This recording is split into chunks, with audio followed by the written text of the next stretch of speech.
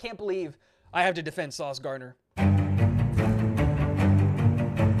Inside, and a beauty! Hall running free! Brees Hall inside the 10! He's gonna score!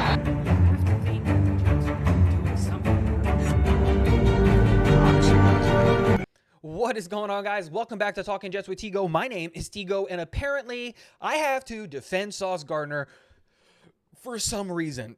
Apparently, all of the stats and everything that he put on tape last year isn't enough to defend that he's one of the best, if not the best corner in football, because people are still out here hating on him, doubting him, and coming up with excuses to take away from the absolutely dominant year that he had last year. So let's talk about it. Let's debunk some of the biggest arguments that you're going to see online about Sauce Gardner so that you have more ammunition when these haters come to just shut them up and send them packing into their absolutely atrocious fan bases. Let's start with the Sauce Gardner didn't get called for defensive pass interference. He was interfering all year long, and he didn't get the call called against him, blah, blah, blah, blah, blah. Let's ask this question. In what world are the New York Jets going to get a benefit of the doubt call?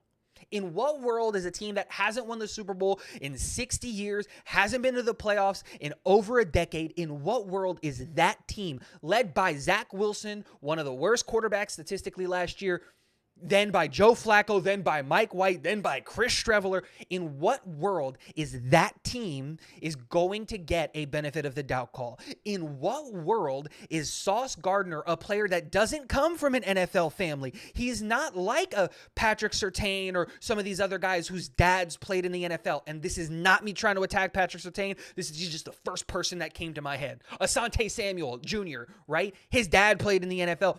In what world is Sauce Gardner going to get a benefit of the doubt call? Like, it's Sauce. He probably knows the rules. He's a superstar. In what world is that going to happen? We as Jets fans watched 17 games last year of not getting any roughing the passer calls for us.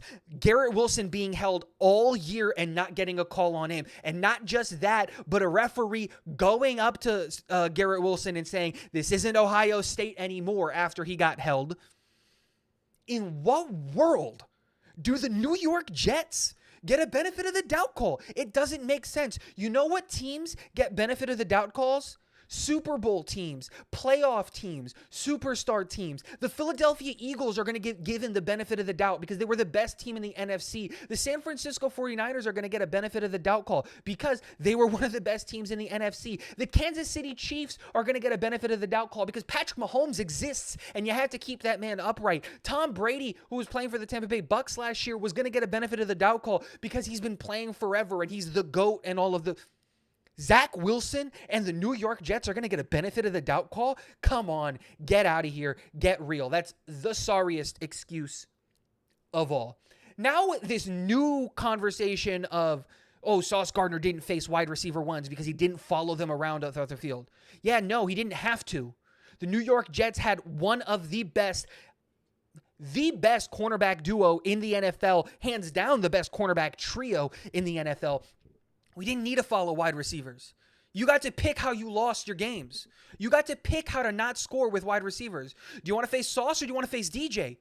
It's a pick your own misadventure campaign. Like, it didn't matter because you would try Sauce for a couple snaps. It didn't work. So you would try DJ for a couple snaps and it didn't work. You had to pick your misadventure. And it happened every single week after week after week after week after week. It's not like he didn't have to cover Tyreek Hill or Jamar Chase or Jalen Waddle or Mark Andrews or Stephon Diggs or Justin Jefferson. He absolutely did. But offensive coordinators aren't stupid. When you're facing Sauce Gardner and you see that your guy can't make any catches, can't create any separation, you try to go to the other side. That's plain and simple. You don't throw at the best corner in football. You just don't do it. Darrelle Revis, towards the back end of his career, did not have to really cover guys because teams just said, no, whatever side of the field Darrelle Revis is on, you just don't look that way. He's that good. You're not going to get a reception. The same treatment was being given to Sauce. We saw offensive coordinators game plan for Sauce. And I think the biggest example of this is the Stephon Diggs, his first reception in the second Buffalo Bills game, where he I think it was a double move, where he goes, cuts in, and then takes off because Sauce bites on it. That's a game plan. That was game planning specifically against Sauce, because he saw in this route concept and in this specific situation that Sauce Gardner previously in the year did it. When they tried it again later on in the game, it didn't work. Sauce learned and he adapted. But that's literally game planning, because they set that play up. They literally said, okay, we're going to set this play up, then we're going to run it again. But Stephon Diggs, you're going to take the double move. And it went for a good chunkage of yardage, but it only worked once. That's an offensive coordinator and an offense scheming to try to get open against the best corner in football. I don't know what more you want from a guy when it comes in terms of respect and all of that stuff. And then the last argument, oh, he didn't get interceptions. Oh, blah, blah, blah. He shouldn't have been Defensive Rookie of the Year. East Coast bias, blah, blah, blah. Tyreek Woolen was better. If Tyreek Woolen was on the New York Jets, he would have won the Defensive Rookie of the Year. First of all, no, he wouldn't. If Sauce Gardner would have done what he did with the Seattle Seahawks, he absolutely would have won Defensive Rookie of the Year and still would be in the conversation as the number one cornerback in the NFL. Easily. That's not going to change, because Tyreek Woolen did one thing and only one thing well last year, and that was interceptions. Well, he also got a lot of passes defended, not as many as Sauce Gardner, but that was it. He was not good in coverage. He was not good in like the run game or with missed tackles or anything like that. Like the job of a corner and the job of a defense is not to create turnovers. It's to stop the offense from scoring. Turnovers are a cherry, or is the icing on the cake. It's the cherry on top of not letting your opponent score. But that's not the end all be all. If you stop the opposing team from scoring, you've done your job. That's what you're supposed to do. And Sauce Gardner statistically was one of the best cornerbacks at stopping opposing teams from scoring. First with the lowest yards allowed per coverage snap, second for yards allowed per target, second for lowest QB rating allowed, a seventh for touchdowns allowed. And if you watched that touchdown, you know that should have been credited as a touchdown to Jordan Whitehead, not to Sauce, but let's not argue there. First when it comes to passes defended and the passes defended per target, just 11th when it comes to missed tackle percentage overall. The guy did not just stop teams and things in coverage. He helped teams stop catching the ball, not progressing forward and moving the sticks, helped in the run game with his tackling, helped in the passing game with his tackling, and was just overall effective in every aspect of the game. So what? He didn't get all of the interceptions in the NFL. That is not the end-all, be-all. It's not even the most important statistic. Sacks aren't the most important statistic when it comes to edge rushers. Yes, they're the sexiest one, but the production and the evaluation of a edge rusher goes far beyond what the sack numbers are.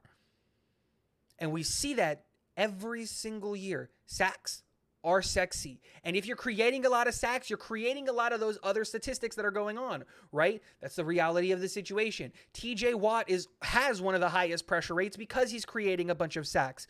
But just because a guy like, let's say, Jonathan Franklin Myers doesn't have all of these sacks per se in his numbers does not mean that he's not creating penetration, does not say that he's not creating pressure.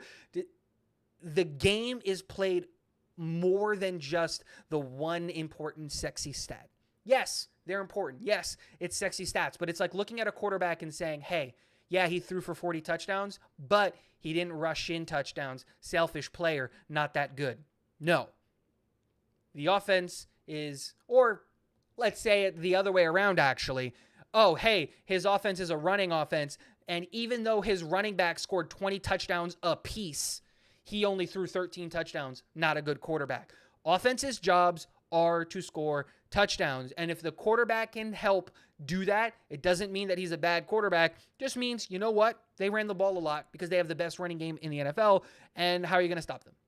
And that's not me trying to come up with excuses for Zach Wilson or anything. He was horrible last year. We're not going to talk about that. So let me know in the comment section below. What do you think about all this Sauce Gardner hate? Did I miss something that everybody else saw when it comes to watching the tape with Sauce Gardner? Am I just wrong here in assuming that he's at worst the second best corner in football? I just don't see it. Is this my Jets bias coming in? Because I don't know how you watch that tape and don't see the best corner in football, just period. So let me know in the comment section below. And last but not least, go Jets.